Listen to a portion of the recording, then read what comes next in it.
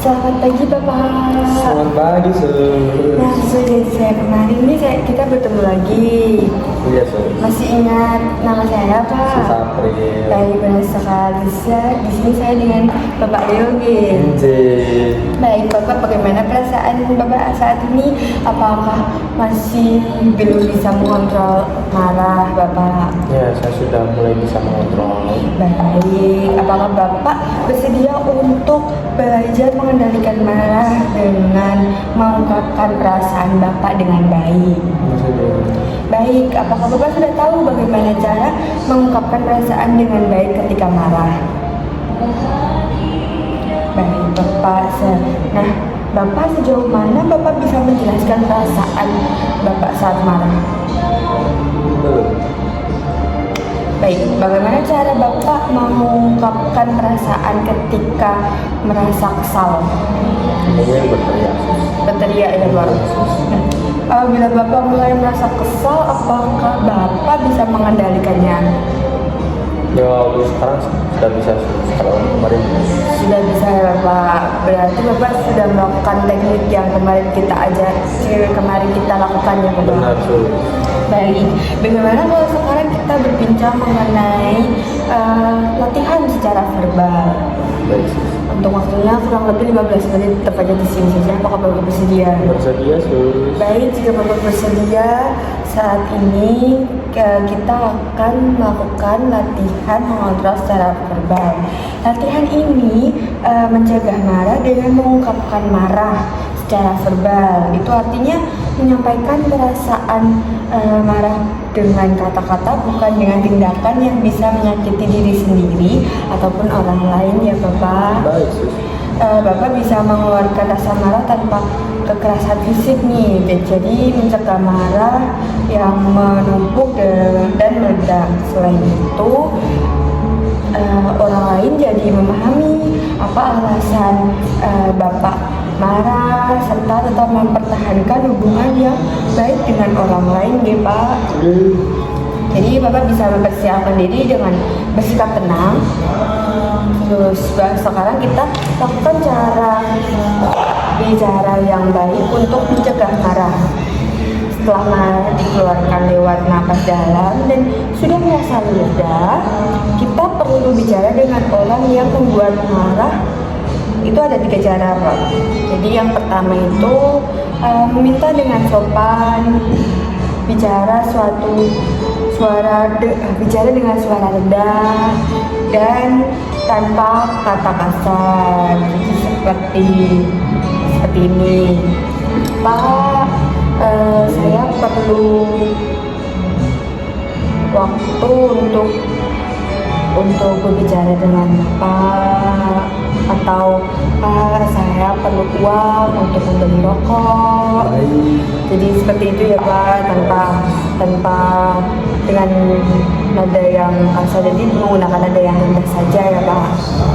Nah, yang kedua itu menolak dengan sopan Bapak jika tidak bisa melakukan sesuatu. Jadi Bapak bisa berbicara seperti ini.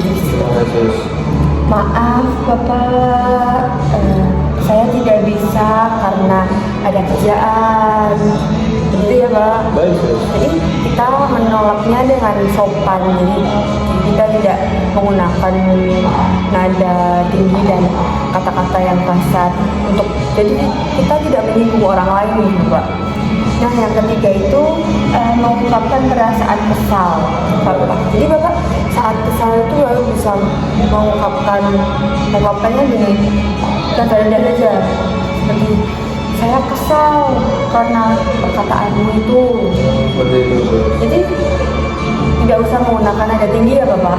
Baik. Dengan nada rendah saja. Tetapi Bapak bisa mengungkapkan rasa kesal Bapak. Coba Bapak praktekkan dari 3 cara kita. Yang pertama dengan meminta dengan sopan. Baik, seperti sambil waktunya sebentar, Sur, untuk berbicara. Baik. Gitu ya, Sur, ya? Ya, benar sekali begitu Bapak. Nah, yang kedua dengan menolak dengan secara halus. Ini seperti ini, mohon maaf Bu, saya hari ini ada pekerjaan. Ya, Gitu, Bapak. gitu. Ya, betul sekali. Yang ketiga, Bapak mengungkapkan kekesalan Bapak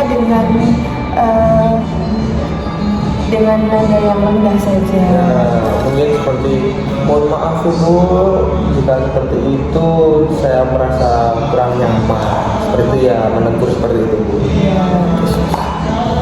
Nah, bagus sekali Bapak. Jadi Bapak sudah bisa melakukannya